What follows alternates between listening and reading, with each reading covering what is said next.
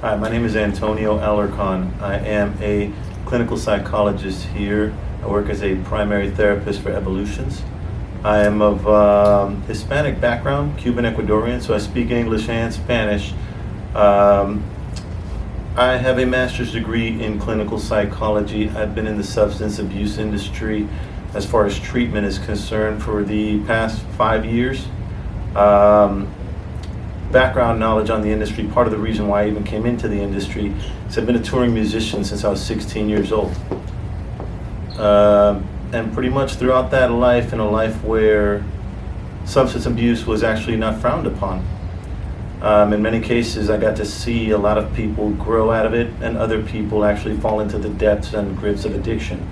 Some of them made it, some of them didn't. Either way, that kind of fueled my inspiration and motivation to go into this field. Over the last 5 years, my practice has been to go evidence-based with motivational interviewing and cognitive behavioral theories when it comes to substance abuse.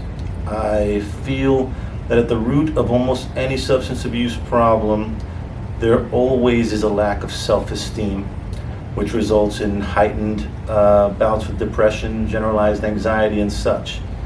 So, that being said, when it comes to treating substance abuse, I believe it is a double-pronged plight. You've got to deal with the mental health in concert with the substance abuse. Otherwise, I don't believe that the outcomes are going to be as productive as they can be, nor as beneficial to the client.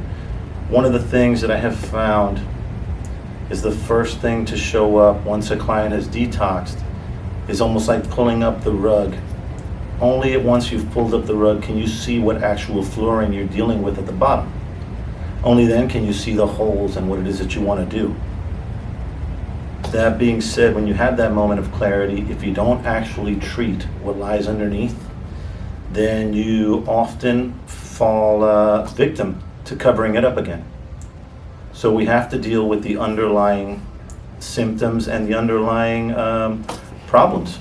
And sometimes it's traumatic, sometimes it's depression, sometimes it's anxiety, sometimes it can be schizoaffective, it can be bipolar, it can be many things.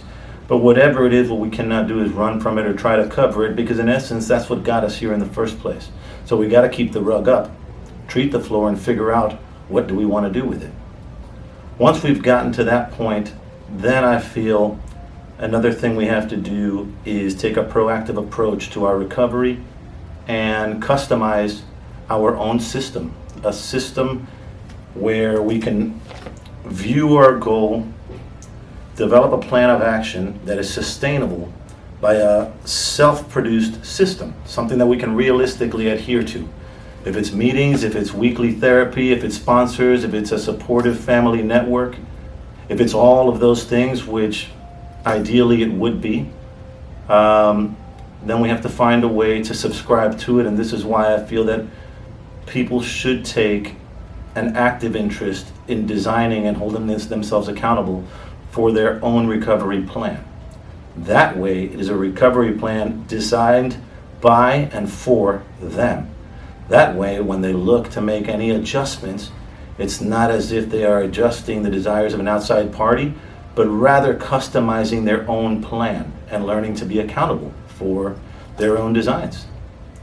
I would call it empowerment.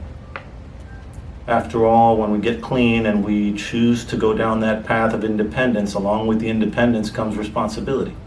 Responsibility is best handled with a sense of confidence, a healthy dose of confidence, which comes with increased self-esteem, which circles us all the way back around. The good thing is that every step of the way, we can see as the floor improves, and eventually there's no need for the carpet. I hope that answers any questions. This is my motivation.